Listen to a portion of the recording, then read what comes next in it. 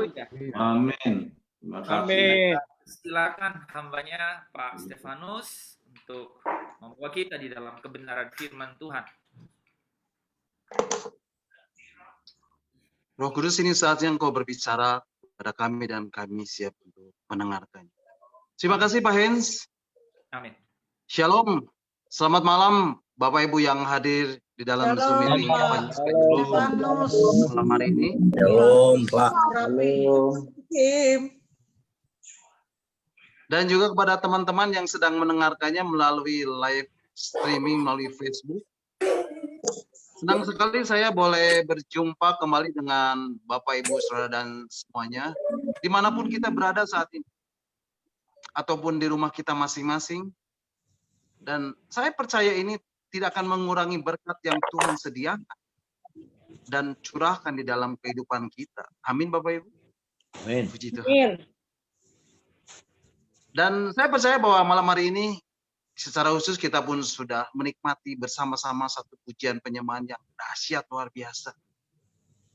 Yang boleh membangun iman kita.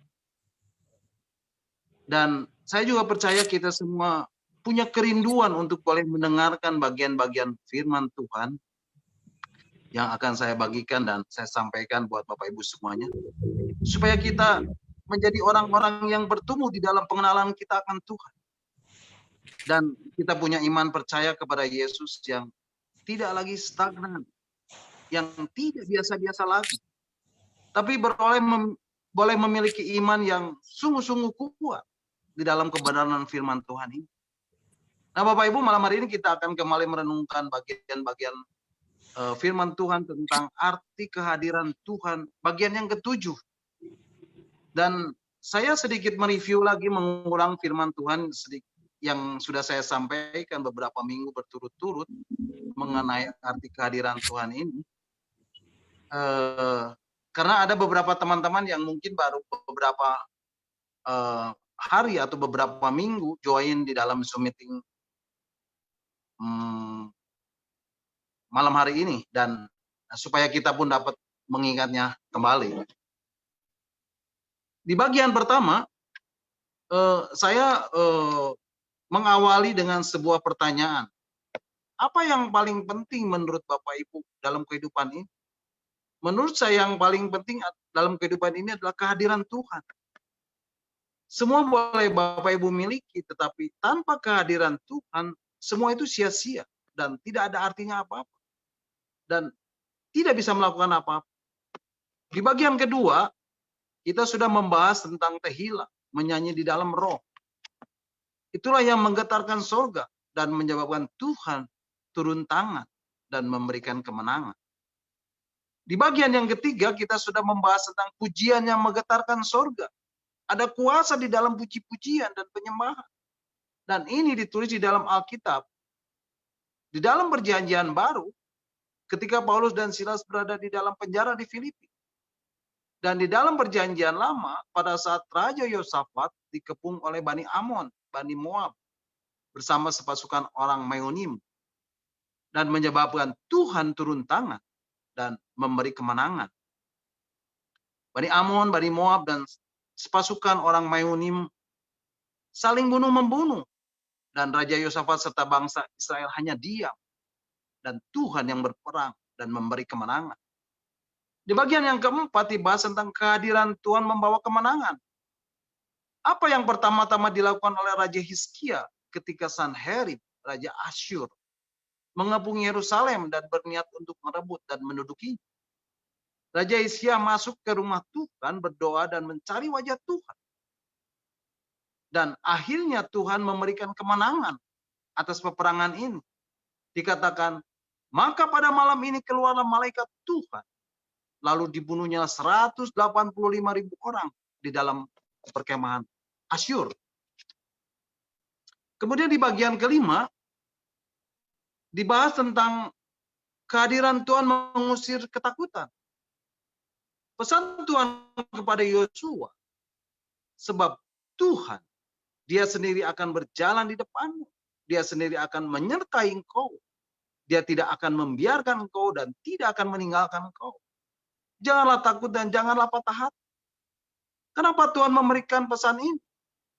Karena Tuhan tahu di depan mereka ada banyak masalah, ada banyak problema, ada banyak persoalan, tantangan, rintangan, himpitan, tekanan.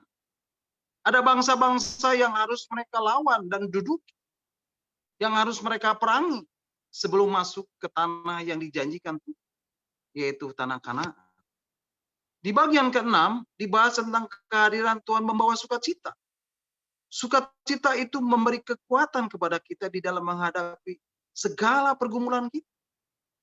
Sukacita itu adalah sesuatu yang berharga. Sukacita itu adalah pilihan. Nah, Bapak Ibu bisa mendengarkan kembali uraian firman Tuhan ini, ulasan firman Tuhan ini melalui link arti kehadiran Tuhan bagian 1, kedua, ketiga, keempat, kelima, keenam yang sudah Pak Hen share lewat WhatsApp Disciple at Zoom.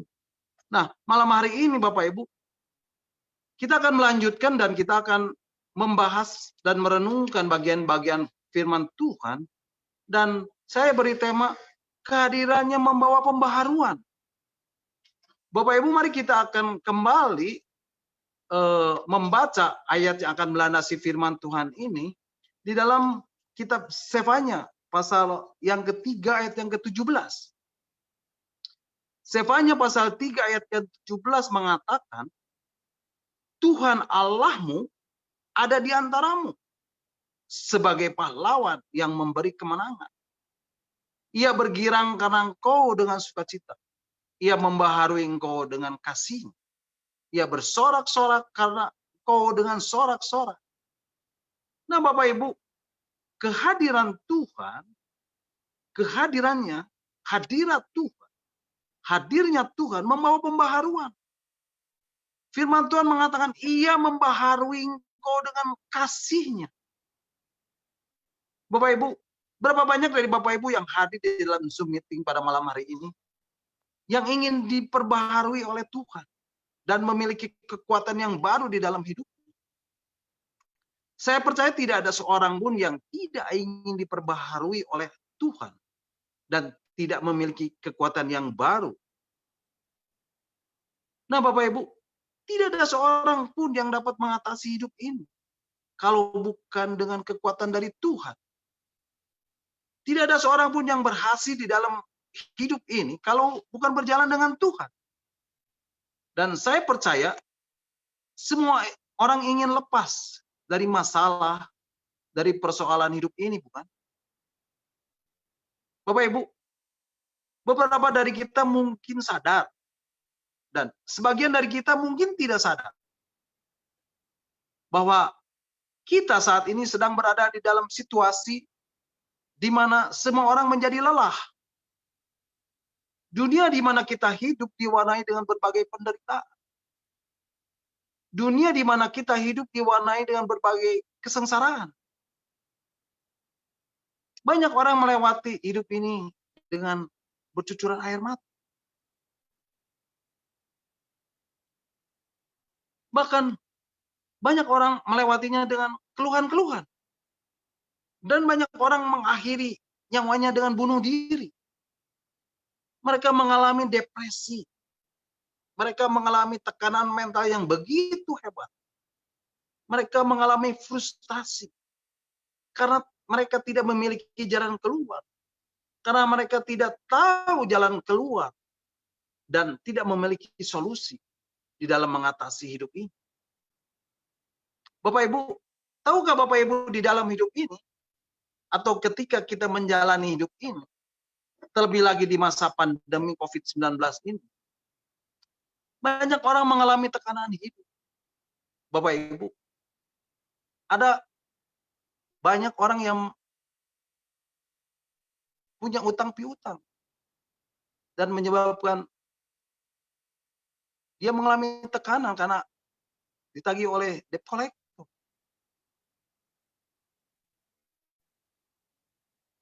Banyak orang suami-suami yang mengalami tekanan karena istri-istrinya memiliki pria idaman lain. Banyak istri-istri yang mengalami tekanan karena suaminya mengalami wanita idaman lain. Banyak orang mengalami tekanan karena anak-anaknya mengalami dan terjerumus ke dalam obat-obatan, narkoba. Banyak orang mengalami tekanan karena sakit penyakit yang tidak kunjung sembuh. Dan seterusnya, dan seterusnya, dan seterusnya.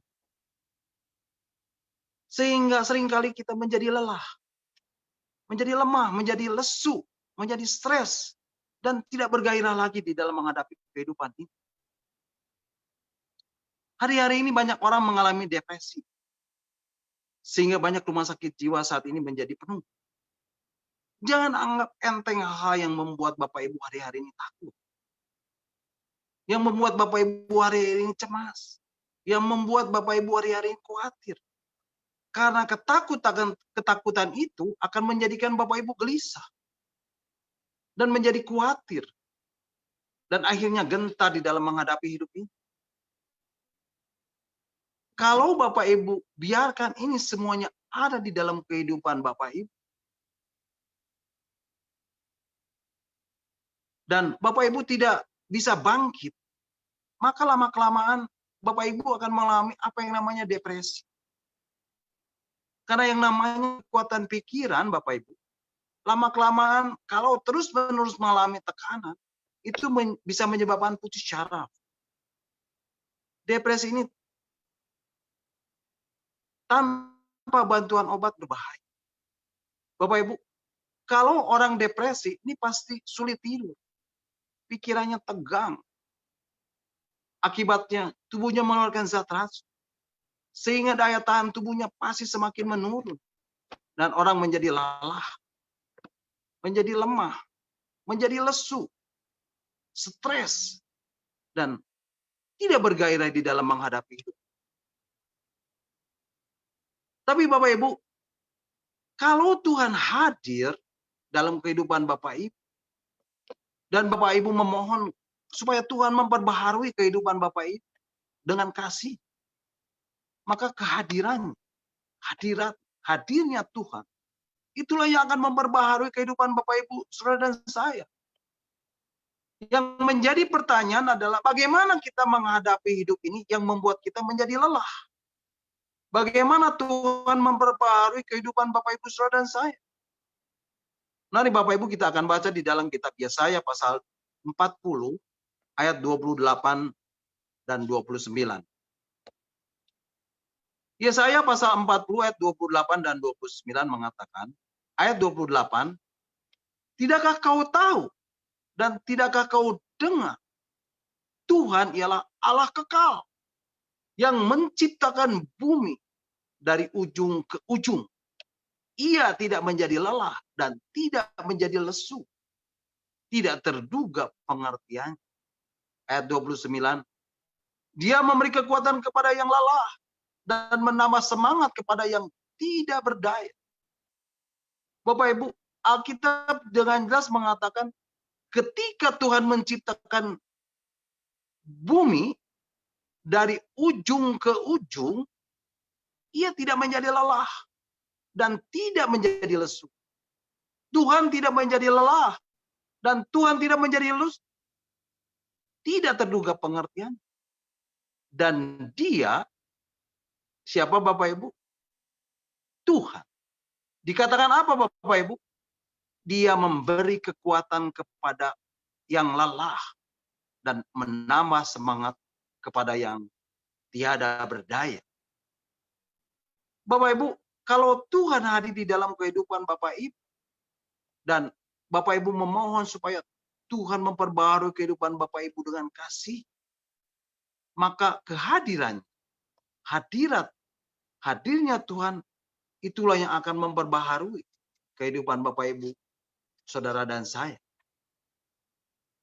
Kemudian Bapak Ibu, di ayat selanjutnya, ayat yang ke-30 dan 31 dikatakan, Yesaya pasal 40 ayat 30 dan 31 mengatakan, 30, orang-orang muda menjadi lelah dan lesu, dan teruna-teruna jatuh tersandung.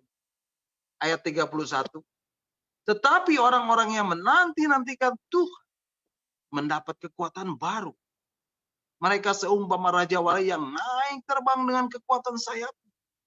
Mereka berlari dan tidak menjadi lesu. Mereka berjalan dan tidak menjadi lelah. Jadi Bapak Ibu, kalau Tuhan hadir di dalam kehidupan Bapak Ibu, Tuhan sanggup memperbaharui kehidupan Bapak Ibu dengan kasih. Kehadirannya, hadiratnya, hadirnya Tuhan, itulah yang akan memperbaharui kehidupan Bapak Ibu, saudara dan saya. Jadi, jika setiap hari kita mengawali hidup kita bersama-sama dengan Tuhan dan mencari hadirat, rasakan kehadiran, rasakan hadirnya Tuhan di dalam hidup Bapak Ibu saudara dan saya. Cari wajah Tuhan, temukan kasih-Nya, dan bergaul karib dengan Tuhan setiap hari di dalam doa dan firman, serta merenungkan kasih Tuhan, kebaikan Tuhan, mengambil saat teduh, dan Tuhan berjanji akan memberikan pemulihan hari lepas hari yang telah Tuhan sediakan bagi Bapak, Ibu, Saudara, dan saya. Dia akan memberikan kekuatan kepada yang lelah dan menambah semangat kepada orang yang tidak berdaya. Firman Tuhan mengatakan, tetapi orang-orang yang menanti-nantikan Tuhan mendapat kekuatan baru. Mereka seumpama raja wali yang naik terbang dengan kekuatan sayapnya. Mereka berlari dan tidak menjadi lesu. Mereka berjalan dan tidak menjadi lelah. Itulah janji Tuhan buat kita, Bapak. Buat Bapak, Ibu, Saudara, dan saya. Bahwa orang-orang yang menanti-nantikan Tuhan, orang-orang yang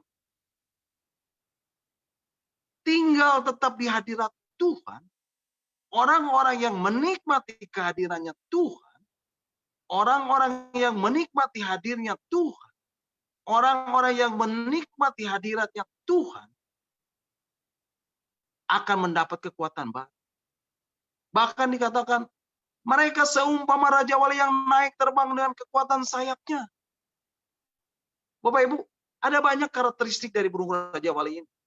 Dan saya tidak akan membahasnya di sini. Mungkin nanti di lain kesempatan. Tapi saya mau katakan salah satunya ialah bahwa ketika burung raja wali menghadapi badai, maka ia akan terbang semakin tinggi dan semakin tinggi dan menembus badai itu dengan kekuatan kepak sayap. Dan dia akan merasa aman di tengah badai itu.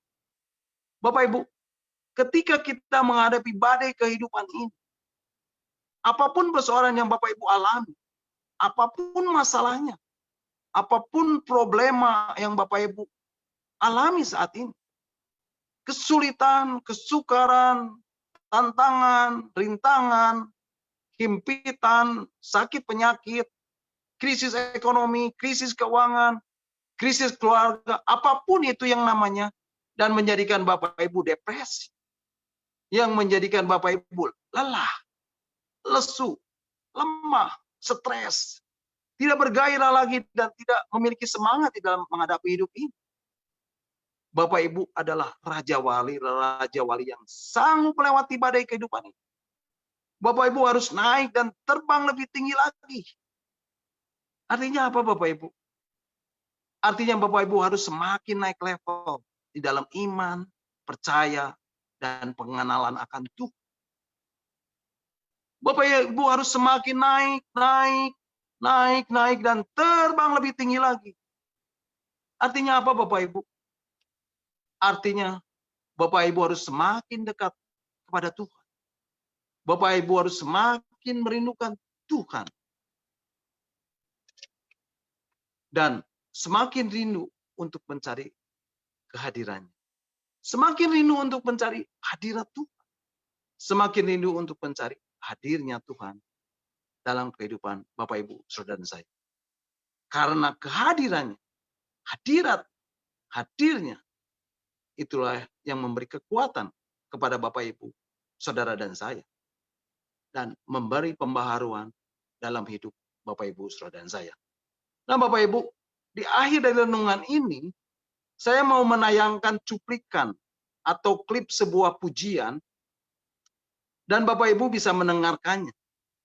Dan biarlah pujian ini boleh menjadi kekuatan bagi kita, bagi Bapak Ibu Saudara dan saya, ketika kita menghadapi berbagai macam pergumulan hidup, berbagai macam tekanan hidup, ketika badai kehidupan datang silih berganti di dalam hidup ini. Bapak Ibu, apa yang sedang Bapak Ibu alami hari ini? Seringkali Bapak Ibu berpikir, betapa besarnya beban hidupku ini. Betapa beratnya pergumulan hidupku ini. Tapi saat ini, Tuhan datang dan mau menghampiri Bapak Ibu Saudara dan saya dan berkata, bukan itu yang harus kau pikirkan. Tapi pikirkanlah dengan siapa engkau berjalan dan kepada siapa engkau berharap. Karena aku, Tuhan, yang sanggup melakukan segala perkara. Aku, Tuhan, yang berjalan di atas segala kemustahilan. Dan tidak ada yang mustahil bagiku. Selamat mendengarkan pujian yang akan memberkati kita semuanya. Silakan Pak Hendy.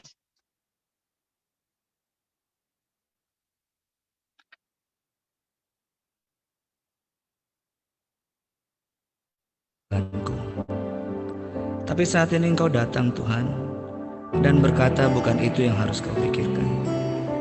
Tapi pikirkanlah dengan siapa engkau berjalan, kepada siapa engkau berharap. Karena aku Tuhan yang mampu melakukan segala perkara. Hanya kepadanya ku kan berlari di saat ku bimbang dalam hidupku. Yang aku percaya dalam hadiratnya ada kekuatan yang baru. Walau ku melangkah dalam tekanan, badai pencobaan datang menghadang. Yang aku percaya dalam hadiratnya ada kekuatan yang baru. Ku kan terbang tinggi bagai raja wali di atas segala persoalan hidupku.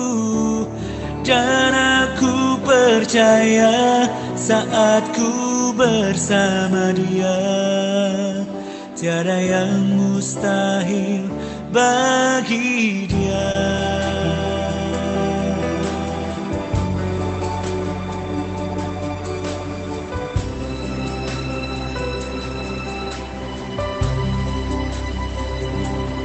Walau ku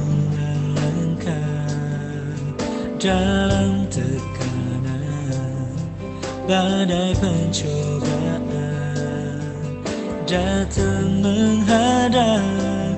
Yang aku percaya dalam hadiratnya ada kekuatan yang baru.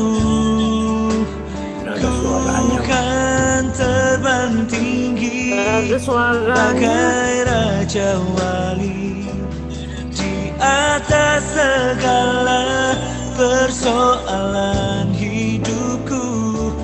Dan aku percaya saat ku bersama Dia, tiada yang mustahil bagi Dia. Bagai induk Raja Wali yang mengajarkan anaknya terbang, seperti itulah Engkau bagiku Bapa. Setiap hembusan badai adalah latihan bagi kekuatan sayapku. Aku akan terbang tinggi dan semakin tinggi. Ku kan terbang tinggi bagai Raja Wali di atas segala persoalan hidupku, dan aku percaya saat ku bersama Dia, tiada yang mustahil bagi Dia.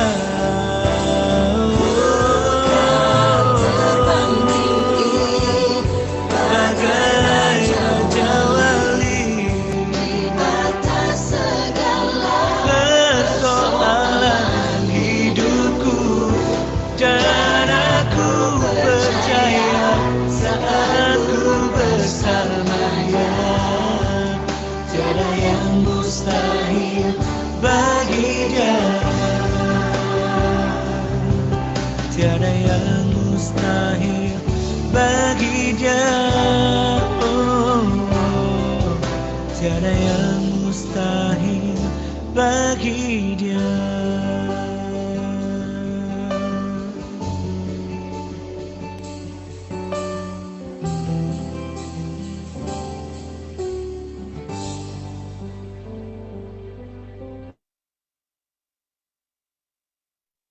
Ya, amin. Tiada yang mustahil bagi Dia. Tiada yang mustahil bagi Tuhan.